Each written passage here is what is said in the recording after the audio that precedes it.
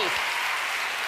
What a great message. Thank you. That's a great message. Thank you. So this comes out Friday, right? Friday, yes. Very exciting. This song is fun and lighthearted, and it's got like a positive, upbeat message. There are songs on the album that are ugly, honest, and heavy, and will make you cry, and will take you there, but I'm so excited. Because I'm sure there was a moment, jumping ahead and then I'll jump back, that you didn't know if you would sing again. I think you would probably, so you were sober for 6 years, which is a very difficult thing to do, to stay sober for 6 years, and you would think you have it. You got it made in 6 years and you're completely good and you're not gonna relapse, but anyone who has ever tried to be sober for anything knows relapse is part of it.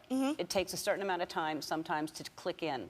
So what was it that day, when you're 6 years sober, what happens that you just decide to throw it all away?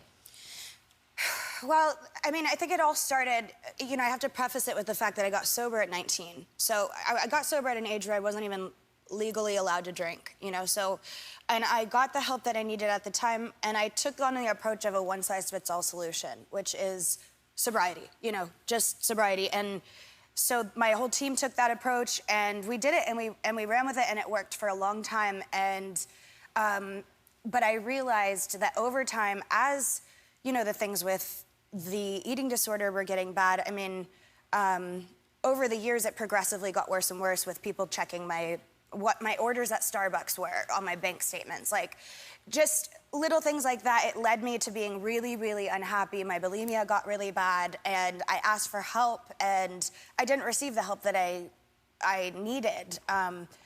And so I was stuck in this like unhappy position, and here I am sober, and I'm thinking to myself, I'm 6 years sober, but I'm miserable. I'm even more miserable than I was when I was drinking. Why am I sober? And I sent a message out, and I reached out to the people that were on my team, and they responded with like, you're being very selfish. This would ruin things for not just you, but for us as well.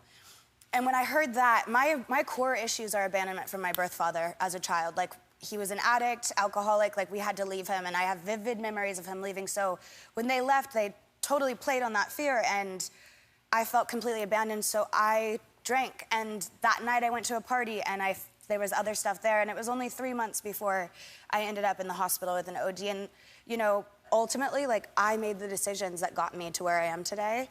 You know, it was my actions that put me in the position that I'm in, and I think it's important that I sit here on this stage and tell you at home, or you in the audience, or you right here, that if you do go through this, you yourself can get through it. You can get to the other side, and it may be bumpy, but you are a 10 out of 10. Like, don't forget it. And as long as you take the responsibility, you can move past it and learn to love yourself the way that you deserve to be loved. And thank you, Ellen, for giving me the platform. You giving me this platform means so much, and I wouldn't have wanted to do it with anyone else on the planet other than you. Thank you. I love you. And it was perfect what you said. Thank you. We'll be back.